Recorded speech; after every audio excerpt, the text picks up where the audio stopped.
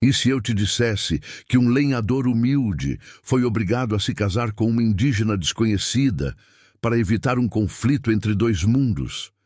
E que na manhã seguinte ao casamento, dezenas de guerreiros surgiram do rio com arcos tensionados, prontos para um massacre que ninguém poderia prever? O que você faria se estivesse no lugar dele quando descobriu o segredo que a jovem noiva guardava? Esta história vai te mostrar como o destino pode unir duas almas de formas inesperadas e como o amor verdadeiro pode nascer mesmo nas circunstâncias mais improváveis. Escreve aí nos comentários de qual cidade você está assistindo. E se você acredita que em toda a história existe um lado bonito, se inscreve no canal e ativa o sininho. Porque o que você vai ver agora vai te emocionar de um jeito que você não imagina. O machado cortou a madeira com um golpe firme e preciso. Mateus respirou fundo, sentindo o cheiro de seiva fresca, enquanto as lascas saltavam e caíam sobre a terra úmida. Era o 20º tronco daquele dia. O sol já descia por trás das copas das árvores, pintando o céu com tons alaranjados que filtravam entre as folhas. À sua volta, a floresta amazônica começava a despertar sua sinfonia noturna, com sapos, grilos e aves noturnas ensaiando seus primeiros chamados. O lenhador passou o braço na testa, enxugando o suor que escorria, apesar da brisa fresca que soprava do rio. Nos seus 28 anos, Mateus havia conhecido apenas o trabalho duro e a solidão. Órfão desde cedo, fora criado por um velho casal na vila de Santa Cruz, um pequeno povoado na beira do rio, a última fronteira antes do território considerado exclusivo dos indígenas da tribo Kayapó. Ele recolheu suas ferramentas e amarrou os troncos cortados em um feixe que seria transportado no dia seguinte. Ao longe, o barulho de tambores e cantos começava a chegar até seus ouvidos. Os indígenas estavam celebrando alguma coisa, o que não era incomum naquela época do ano. Mateus nunca se aproximava muito da aldeia, respeitando os limites invisíveis que separavam os dois mundos. Os conflitos entre os moradores da vila e os Kayapó tinham diminuído nos últimos anos, mas a desconfiança permanecia de ambos os lados. Quando Mateus chegou à sua cabana à beira do rio, já era quase noite. O pequeno casebre de madeira, que ele mesmo construíra 5 anos antes, era simples, mas aconchegante. Uma mesa, uma cadeira, uma cama e um baú com suas poucas roupas. Na parede, pendurado com cuidado, havia o único retrato de sua mãe. Uma mulher de olhos tristes e sorriso tímido, que morrera quando ele tinha apenas 7 anos. Ele preparou um café e sentou-se na varanda para observar o rio que corria preguiçoso, refletindo as primeiras estrelas. Foi quando notou algo incomum: 3 canoas se aproximando, vindas da direção da aldeia indígena. Mateus estreitou os olhos, tentando enxergar melhor na penumbra. Seu coração acelerou. Não era comum receber visitas, muito menos de indígenas e menos ainda àquela hora. As canoas chegaram à margem e 6 homens desceram, todos pintados com padrões vermelhos e negros, portando colares e braceletes de dentes e sementes.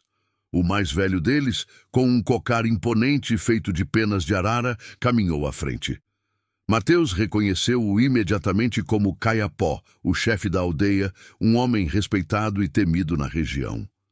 Mateus levantou-se, apreensivo. Os homens aproximaram-se em silêncio, com expressões sérias. Lenhador, disse Kayapó em um português rudimentar, mas compreensível. Nós viemos falar com você. Mateus fez um gesto convidando-os a entrar, mas os indígenas permaneceram do lado de fora, olhando-o com uma intensidade desconcertante. Você corta árvores em nossa floresta, continuou o chefe. Muitas árvores. Mateus sentiu um calafrio percorrer sua espinha. Era verdade que havia se aventurado um pouco mais adentro da floresta nas últimas semanas, buscando madeiras específicas encomendadas por comerciantes da cidade maior. Teria ultrapassado os limites acordados? Se invadi o território de vocês, peço desculpas, disse Mateus, tentando manter a voz firme. Não foi minha intenção. O velho chefe ergueu a mão, silenciando-o. Você tirou árvores sagradas, árvores onde vivem espíritos dos ancestrais. O sangue de Mateus gelou. Ele conhecia as histórias sobre as árvores sagradas dos Kayapó, mas nunca acreditara realmente nelas. Para ele, todas as árvores eram iguais, matéria-prima para seu sustento. Agora, diante do olhar severo daqueles homens, percebeu seu erro. Não sabia, Como posso reparar meu erro? Perguntou Mateus, genuinamente preocupado com as possíveis consequências. Os índios trocaram olhares entre si. O chefe então fez um gesto e 2 dos guerreiros voltaram para uma das canoas. Quando retornaram, traziam consigo uma jovem. Na pouca luz, Mateus pôde vislumbrar apenas que era uma mulher indígena, aparentando não mais que 20 anos, vestida com uma túnica simples, decorada com pinturas tribais. Seu rosto estava parcialmente coberto por cabelos negros e lisos que caíam como uma cortina. Nayara, disse o chefe apontando para a jovem, minha filha mais nova. Mateus olhou confuso para a jovem e depois para o velho chefe, sem entender o que aquilo significava. Para reparar seu erro, continuou Kayapó, você deve se casar com Nayara e protegê-la. Será o laço entre nossos povos. O lenhador sentiu como se o ar tivesse sido arrancado de seus pulmões. Um casamento? Com uma desconhecida? Com a filha do chefe dos Kayapó? Era absurdo demais para compreender. Espere, disse Mateus, dando um passo para trás. Isso não faz sentido. Eu não posso simplesmente me casar assim. O olhar do chefe endureceu. Se recusar, haverá guerra. Muitos morrerão. Você primeiro. Naquele momento, os outros guerreiros colocaram as mãos em suas armas, facas de pedra, lanças e arcos, deixando clara a ameaça. Mateus olhou em volta, percebendo a situação impossível em que se encontrava. Não tinha como fugir ou lutar, e uma guerra entre a vila e os indígenas significaria mortes de inocentes, pessoas que ele conhecia, que o haviam acolhido. A jovem Nayara permanecia de cabeça baixa, imóvel como uma estátua. Mateus tentou captar seu olhar, buscando entender se ela também estava sendo forçada ou se concordava com aquilo. Mas ela não levantou os olhos. Quando? Perguntou Mateus finalmente, a voz quase um sussurro. Agora, respondeu o chefe. Você vem conosco para a aldeia. O casamento será ao nascer do sol. Antes que pudesse processar completamente o que estava acontecendo, Mateus foi conduzido até uma das canoas. Só teve tempo de pegar sua faca de caça e uma muda de roupa, que enfiou rapidamente em uma bolsa de couro. A jovem Nayara foi colocada em outra canoa, e em poucos minutos já estavam navegando pelo rio em direção à aldeia Kayapó. A viagem durou cerca de 1 hora. Quando chegaram, a aldeia estava em plena celebração. Fogueiras ardiam no centro do círculo de ocas, e dezenas de indígenas dançavam ao som de tambores e flautas. Ao verem o grupo chegar com Mateus, houve um momento de silêncio, seguido de murmúrios e olhares curiosos. Mateus foi levado para uma oca pequena nos limites da aldeia e informado de que deveria permanecer ali até o amanhecer. 2 guerreiros ficaram de guarda na entrada.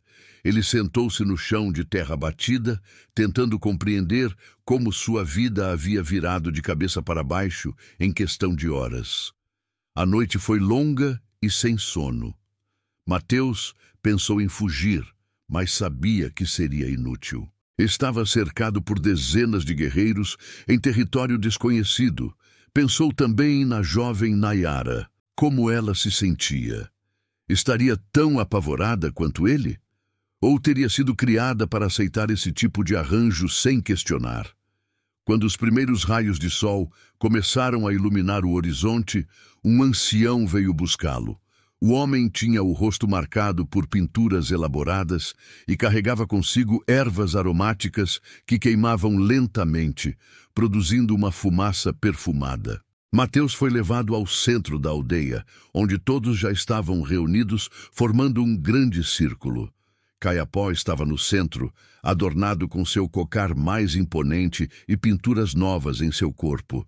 Ao seu lado, Nayara aguardava, agora vestida com uma túnica mais elaborada, decorada com penas coloridas e sementes. Seu rosto também estava pintado com padrões geométricos vermelhos e brancos.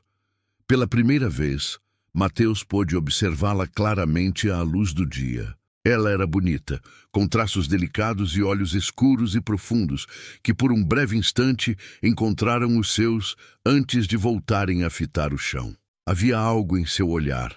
Não era medo, como ele esperava, mas uma determinação fria, quase calculista, que o intrigou. O ritual foi breve. Mateus foi pintado com símbolos que, segundo lhe explicaram em português rudimentar, representavam força e proteção. Suas mãos foram amarradas às de Nayara com fibras de uma planta sagrada. O chefe falou longamente na língua dos Caiapó, depois virou-se para Mateus. Você agora é filho do povo Caiapó. Protegerá Nayara com sua vida. Será justo com ela. Se a magoar, pagará com sangue. Mateus apenas assentiu, sentindo-se como se estivesse em um sonho bizarro. Depois de mais algumas palavras do chefe, a comunidade explodiu em gritos e cantos de celebração. O lenhador foi abraçado por homens e mulheres que até poucos minutos atrás pareciam querer matá-lo. A festa durou o dia inteiro. Comida foi servida, danças foram realizadas e Mateus foi apresentado a diversos membros da tribo, cujos nomes não conseguia memorizar. Nayara permaneceu ao seu lado durante todo o tempo, mas quase não falou. Quando tentava iniciar uma conversa, ela respondia com monossílabos ou apenas acenava com a cabeça. Ao cair da noite, Caiapó conduziu o casal até uma oca afastada das demais, decorada com flores e ervas aromáticas. Esta é sua casa agora, disse o chefe. Amanhã conversaremos mais. E com isso, deixou Mateus e Nayara sozinhos. Um silêncio constrangedor preencheu o ambiente. A oca era simples, com uma esteira no chão que serviria de cama, alguns utensílios de cerâmica, e uma pequena fogueira no centro que fornecia luz e calor. Mateus permaneceu perto da entrada, sem saber o que dizer ou fazer. Foi Nayara quem finalmente quebrou o silêncio. Não tema, disse ela em um português surpreendentemente bom. Ninguém espera que consumemos o casamento esta noite. Mateus olhou-a com espanto, tanto pela fluência quanto pela franqueza. Você fala bem o português, comentou ele, tentando esconder seu alívio pela declaração dela.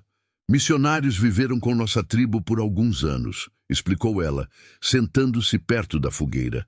Aprendi com eles, também aprendi a ler e escrever. Mateus aproximou-se cautelosamente e sentou-se do outro lado do fogo, mantendo distância. Nayara, preciso entender o que está acontecendo. Por que seu pai escolheu este castigo para mim? Por que você aceitou?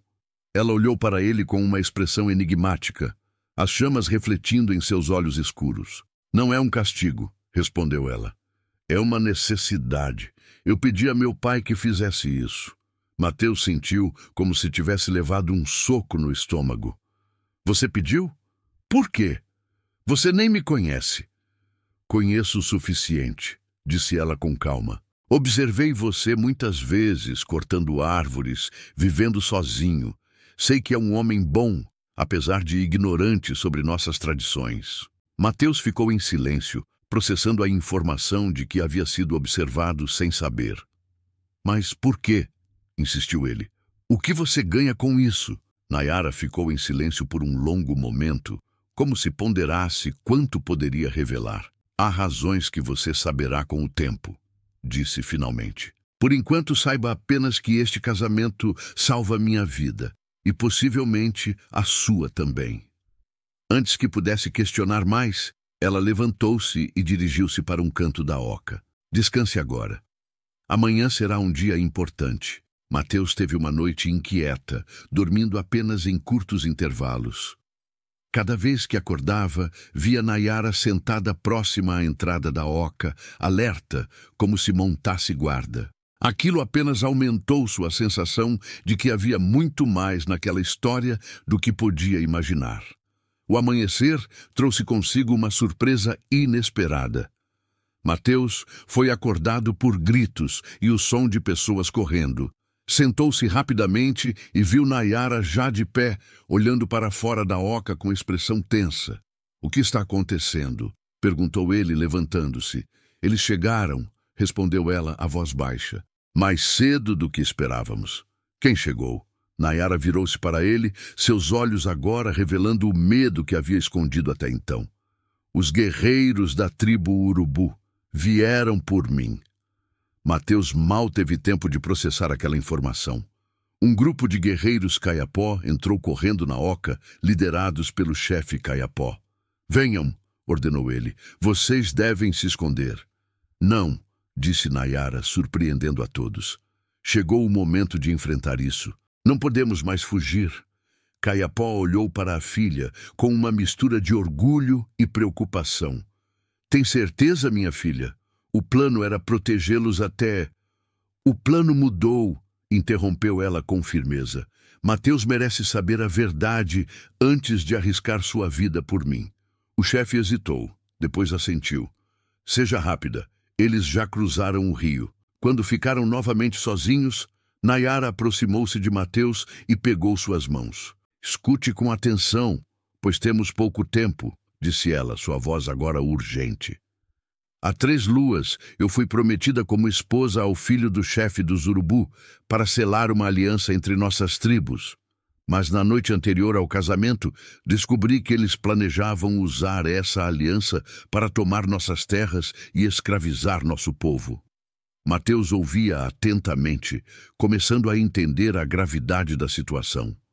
"Fugi durante a noite", continuou ela. "O filho do chefe Jaguar Preto jurou que me encontraria e me levaria de volta, viva ou morta. Ele é um homem cruel que já matou muitas pessoas, inclusive 2 esposas anteriores." "Então você se escondeu com seu povo", deduziu Mateus. "Sim, mas eles nos encontraram há 2 luas. Atacaram nossa aldeia, mas conseguimos repeli-los. Sabíamos que voltariam com mais guerreiros. Precisávamos de uma solução." "E eu sou essa solução?" perguntou Mateus, sentindo uma mistura de confusão e raiva crescendo dentro dele. Me usar como escudo humano foi sua grande ideia. Os olhos de Nayara brilharam com indignação. "Não. A ideia era uma aliança real com seu povo através de um casamento legítimo. Escolhi você porque, diferente do que pensa, tenho observado sua bondade há muito tempo. E também porque..." Ela hesitou, olhando para o chão. "Porque o quê?"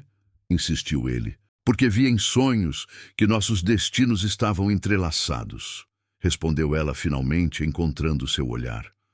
"Sou uma sonhadora da tribo. Meus sonhos mostram caminhos possíveis para o futuro." Mateus teria rido dessa explicação em qualquer outra circunstância, mas algo na intensidade do olhar dela o impediu. "E o que seus sonhos dizem que vai acontecer agora?" perguntou ele, tentando não soar cético. "Eles mostram vários caminhos", respondeu ela. "Em alguns, todos morremos hoje. Em outros, encontramos uma saída, mas em todos os caminhos que levam à vida, estamos juntos, você e eu." Antes que pudesse responder, ouviram gritos mais próximos. Nayara pegou um arco e um conjunto de flechas que estavam escondidos sob esteiras. "É hora de escolher, Mateus. Você pode fugir e tentar salvar sua própria vida, ou pode lutar ao meu lado. Não o julgarei, qualquer que seja a sua escolha."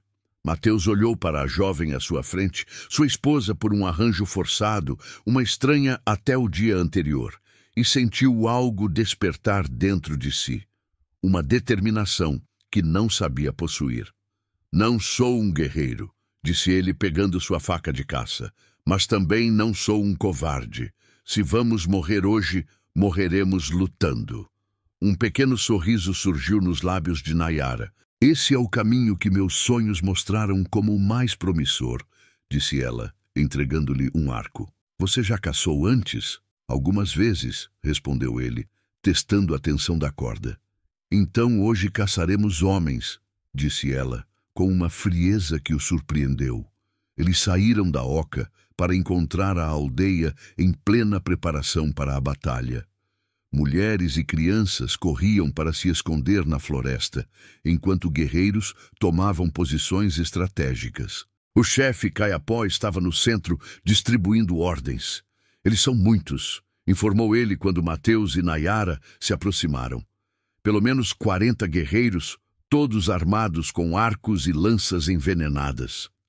E nós, quantos somos? Perguntou Mateus. 25 guerreiros em condições de lutar, respondeu o chefe. Os mais jovens estão protegendo as mulheres e crianças que se escondem na floresta. Mateus olhou em volta, sentindo o peso da desvantagem. Percebeu que muitos dos guerreiros Caiapó ainda se recuperavam de ferimentos do confronto anterior. Há alguma chance de negociação? Perguntou ele. Caiapó e Nayara trocaram um olhar sombrio. Jaguar Preto não negocia, respondeu Nayara. Ele veio por sangue e vingança. Como para confirmar suas palavras, um grito de guerra ecoou pela floresta. Ao olharem para o rio, viram várias canoas emergindo da névoa matinal. Em cada embarcação, guerreiros pintados de preto e vermelho, com desenhos que lembravam o animal que dava nome ao líder deles. Na canoa da frente, destacando-se dos demais, estava um homem imponente com um cocar negro adornado com presas de onça. Seu rosto estava pintado com listras vermelhas que desciam de seus olhos como lágrimas de sangue. Era Jaguar Preto. Preparem-se! Gritou o Caiapó, e todos os guerreiros tomaram posições. As canoas encalharam na margem, e os guerreiros urubu desembarcaram com gritos ferozes. Eram realmente numerosos e avançavam com confiança, como predadores certos da presa. Jaguar Preto caminhou à frente, parando a poucos metros do limite da aldeia. Seus olhos percorreram o grupo de defesa até encontrarem Nayara. Um sorriso cruel formou-se em seus lábios. Nayara, minha noiva fugitiva, chamou ele em voz alta na língua comum entre as tribos, para que todos entendessem. Vejo que encontrou abrigo e até um novo marido, um homem branco, nada menos, como caiu baixo a princesa dos Caiapó. Nayara avançou alguns passos, o arco firme em suas mãos. Nunca fui sua noiva, Jaguar Preto. O acordo foi quebrado quando descobrimos sua traição. O líder urubu riu, um som que fez os pelos da nuca de Mateus se arrepiarem. Traição? Chama de traição o destino natural dos fracos? Seu povo está condenado a servir ao meu, como as presas servem ao predador. Você está em nosso território, interveio Caiapó, dando um passo à frente. Ainda pode voltar para suas terras com seus homens e evitar derramamento de sangue. Jaguar Preto observou o velho chefe com desdém. O único sangue que será derramado hoje é o de quem se colocar entre mim e o que me pertence. Seus olhos voltaram para Nayara. Venha comigo agora, e pouparei seu povo. Resista, e todos morrerão, começando por esse lenhador que ousa chamar de marido. Mateus sentiu o olhar do guerreiro sobre si, avaliando-o, desprezando-o. Segurou com mais força o arco, consciente de sua inexperiência, mas determinado a não demonstrar medo. Ela não irá a lugar nenhum com você, disse Mateus, surpreendendo a si mesmo com a firmeza de sua voz. Um murmúrio percorreu as fileiras dos guerreiros urubu. Jaguar Preto estreitou os olhos, claramente não esperando que um homem branco ousasse desafiá-lo. Você não sabe com quem está falando, lenhador, rosnou ele. Já matei homens muito mais fortes que você pelo simples prazer de vê-los sangrar. Pode ser, respondeu Mateus, dando um passo à frente para ficar ao lado de Nayara. Mas hoje você não levará minha esposa, nem ferirá seu povo. Um silêncio tenso caiu sobre a clareira. Por um momento, ninguém se moveu. Então, com um rugido de fúria, Jaguar Preto ergueu sua lança. Matem todos, a mulher é minha! O ataque foi instantâneo. Uma chuva de flechas voou de ambos os lados. Mateus mal teve tempo de puxar Nayara para trás de uma barricada improvisada antes que as primeiras flechas urubu atingissem o solo onde estavam. A batalha se tornou caótica. Os guerreiros Kayapó, embora em menor número, lutavam com a vantagem de conhecer o terreno. Haviam preparado armadilhas na noite anterior, que agora se revelavam eficazes, capturando ou ferindo vários atacantes. Nayara mostrou-se uma arqueira habilidosa, acertando 3 guerreiros urubu em rápida sucessão.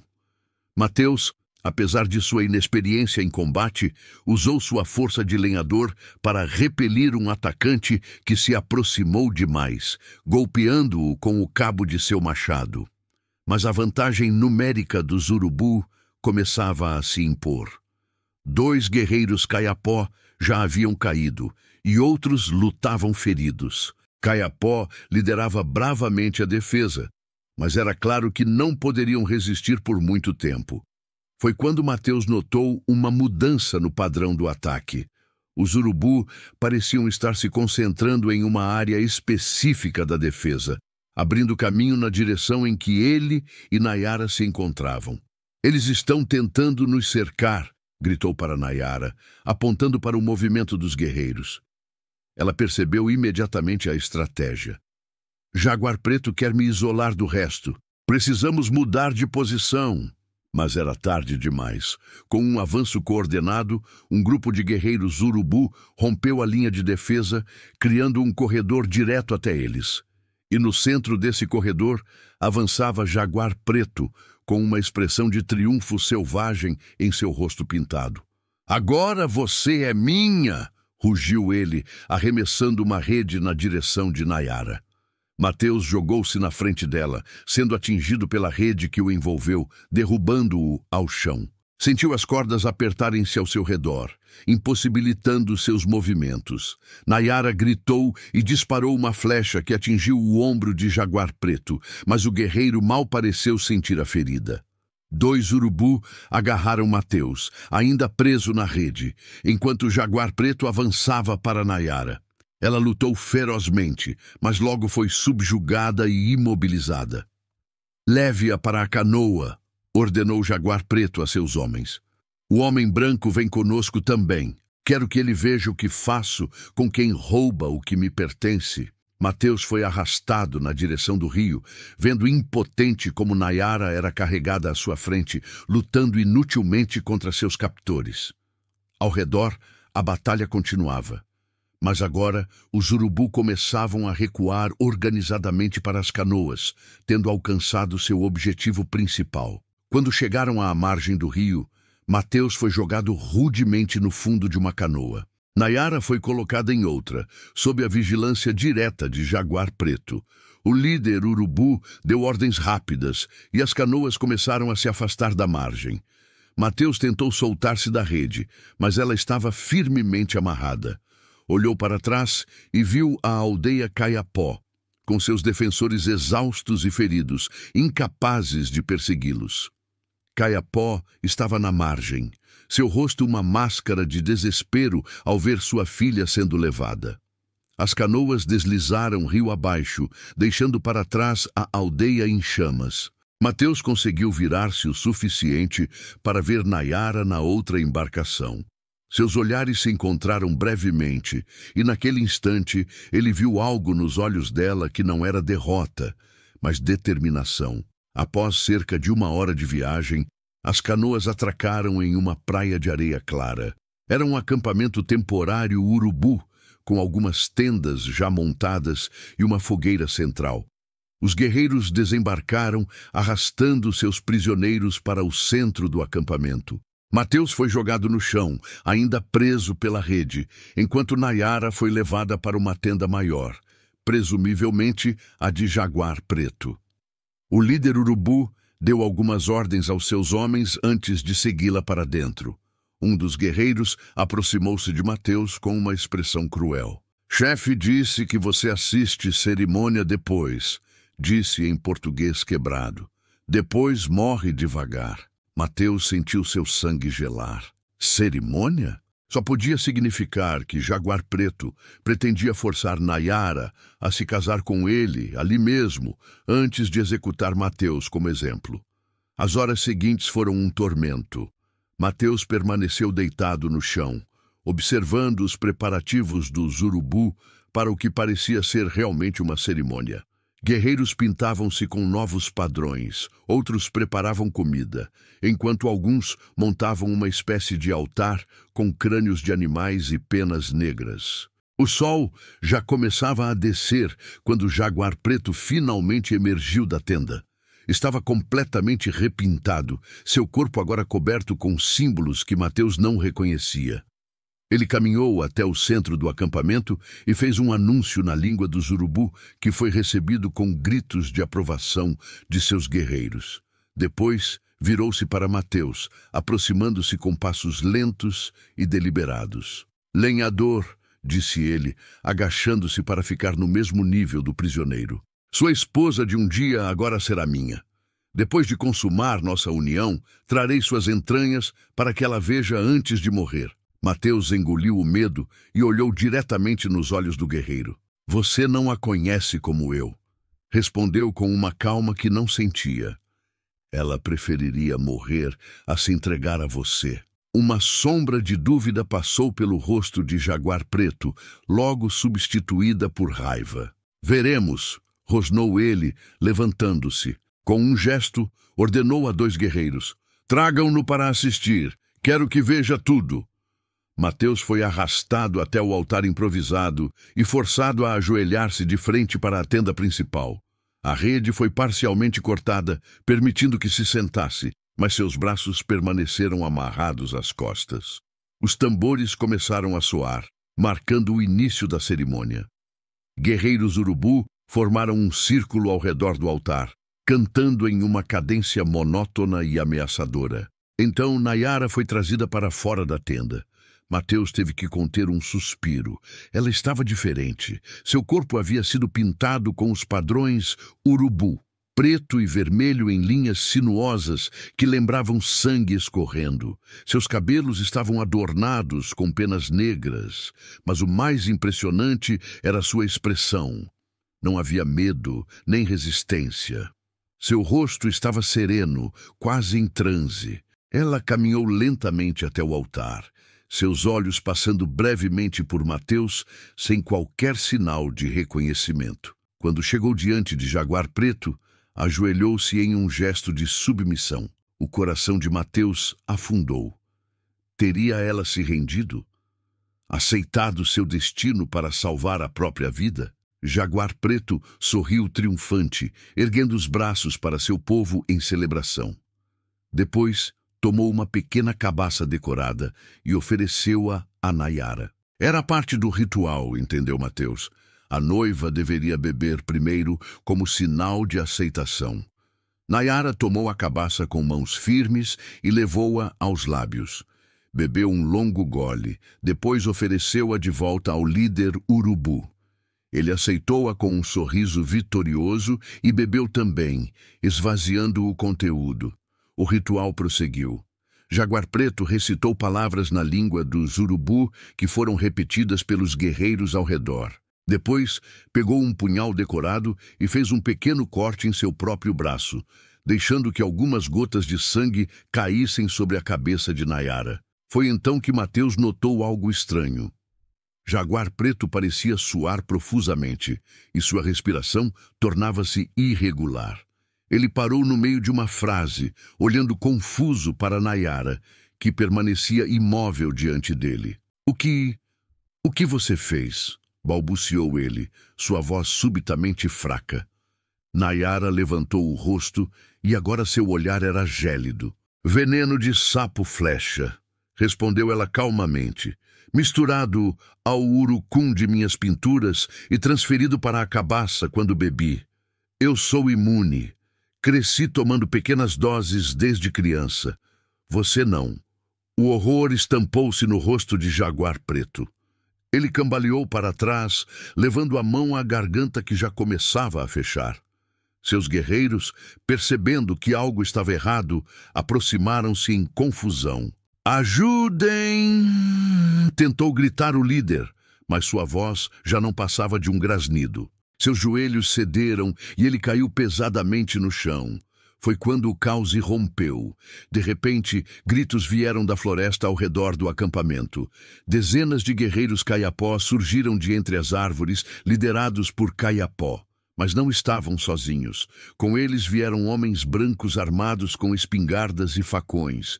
Moradores da vila de Santa Cruz, reconheceu Mateus. Os urubu, já em pânico com a condição de seu líder, foram pegos de surpresa pelo ataque coordenado. Alguns tentaram resistir, mas muitos jogaram suas armas e fugiram para as canoas. Em meio à confusão, Nayara correu até Mateus e cortou suas amarras com uma pequena faca que mantinha escondida entre suas vestes. "Você sabia que viriam", disse ele, massageando os pulsos doloridos. "Não tinha certeza", respondeu ela, ajudando-o a levantar-se. "Mas confiei em meus sonhos e em você." "Em mim, os homens de sua vila", explicou ela, apontando para os caboclos que lutavam ao lado dos Kayapó. "São seus amigos, não são? Vieram por sua causa." Mateus olhou ao redor e reconheceu vários rostos familiares entre os atacantes. Vizinhos, comerciantes, homens com quem compartilhara refeições e histórias na vila. "Como souberam onde nos encontrar?" "Meu pai enviou mensageiros assim que percebeu para onde nos levavam", respondeu ela. "Conhecemos bem os caminhos dos urubu." A batalha terminou rapidamente. Com seu líder morto e pegos de surpresa, os urubu não ofereceram resistência prolongada. Muitos fugiram, outros se renderam. Os feridos de ambos os lados foram tratados no próprio local. Kayapó encontrou Mateus e Nayara em meio à confusão. Abraçou a filha com força, depois virou-se para Mateus com um novo respeito em seu olhar. "Você protegeu minha filha com sua vida", disse o velho chefe. "Agora vejo porque os sonhos dela sempre o mostravam." Mateus olhou para Nayara, que retribuiu seu olhar com um pequeno sorriso. "Não entendo completamente o que aconteceu hoje", admitiu ele. "Mas sei que quero entender." Kayapó assentiu sabiamente. "Há muito a aprender entre nossos povos. Talvez este seja o início de um novo entendimento." Um dos homens da vila aproximou-se. Era João, o dono do armazém onde Mateus costumava vender sua madeira. "Mateus, rapaz, pensamos que tínhamos te perdido", exclamou ele, dando tapinhas nas costas do lenhador. "Quando vimos sua cabana vazia e sinais de luta, tememos o pior." "Como souberam que precisava de ajuda?", perguntou Mateus. "Uma jovem indígena apareceu na vila ao amanhecer", explicou João. "Disse que você havia sido levado pelos Kayapó e depois pelos urubu. Ficamos desconfiados no início, mas ela sabia detalhes sobre você que só um amigo conheceria." Mateus olhou interrogativamente para Nayara. "Uma de minhas primas", explicou ela. "Enviei-a durante a noite como precaução. Parte do plano que não contei a ninguém."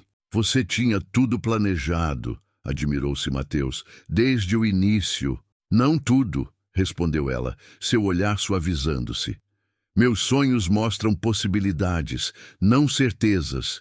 Cada escolha abre novos caminhos e fecha outros. Sua escolha de me proteger, mesmo sem me conhecer, abriu o caminho que nos trouxe aqui. Com o combate encerrado e os feridos atendidos, o grupo heterogêneo de Kayapó e caboclos preparou-se para retornar. Decidiu-se que passariam a noite ali mesmo, recuperando forças para a viagem de volta no dia seguinte. Ao redor das fogueiras, naquela noite, algo notável aconteceu. Indígenas e caboclos, que normalmente manteriam distância uns dos outros, compartilhavam histórias, comida e até risadas. A barreira invisível que sempre existira entre eles parecia ter se tornado mais permeável. Mateus e Nayara sentaram-se um pouco afastados, observando essa interação com certo espanto. "Nunca pensei que veria isso", comentou Mateus. Sempre houve desconfiança entre nossos povos. O medo do desconhecido gera desconfiança, respondeu Nayara. Mas quando lutamos juntos contra um inimigo comum, aprendemos a ver além das diferenças. Eles ficaram em silêncio por um momento, observando as estrelas que começavam a pontilhar o céu noturno. O que acontece agora? Perguntou Mateus finalmente, virando-se para encará-la. Com nós dois, quero dizer, este casamento foi forçado, imposto a nós por circunstâncias extremas. Nayara estudou seu rosto à luz da fogueira. Entre meu povo, um casamento pode ser desfeito se ambas as partes assim desejarem, respondeu ela com cautela.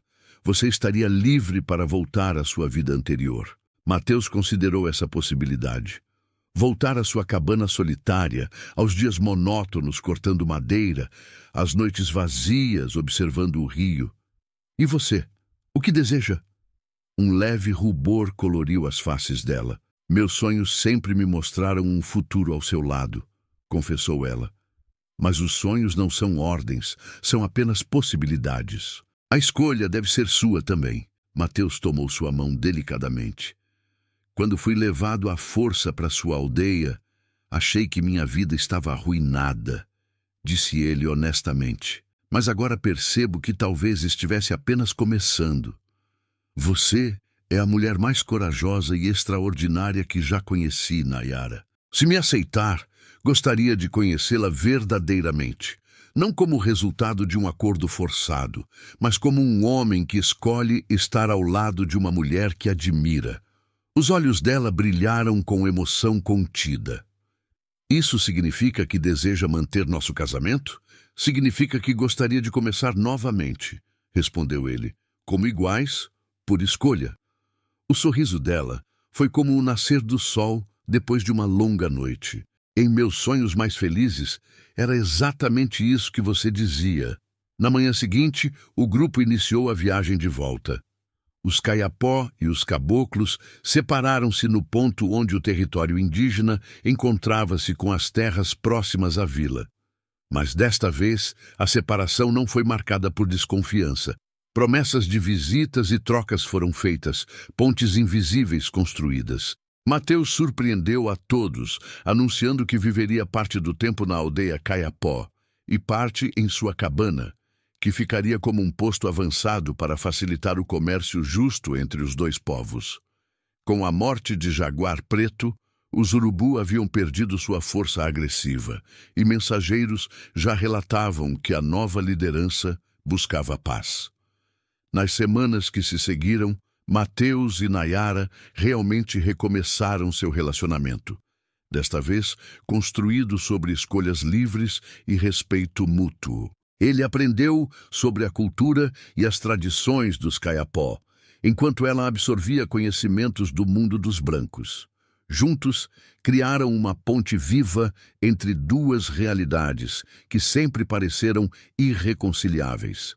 Um ano depois, quando Nayara deu à luz seu primeiro filho, um menino forte com a pele dourada de sua mãe e os olhos verdes de seu pai, tanto indígenas quanto caboclos celebraram a chegada da criança como um símbolo da nova era que nascia nas margens daquele rio amazônico. E nas noites de lua cheia, quando o velho Kayapó reunia a tribo para contar as histórias ancestrais, acrescentava agora uma nova. A história do lenhador humilde que foi forçado a se casar com uma princesa indígena e como esse casamento, nascido do medo e da necessidade, transformou-se em amor verdadeiro e trouxe paz duradoura para os povos do rio. Porque às vezes, como Nayara gostava de dizer, o destino nos leva por caminhos inesperados, não para nos punir, mas para nos conduzir exatamente onde precisamos estar. E a maior coragem não está em lutar contra esse destino, mas em abraçá-lo de coração aberto, descobrindo que o que parecia um castigo era, na verdade, o maior dos presentes.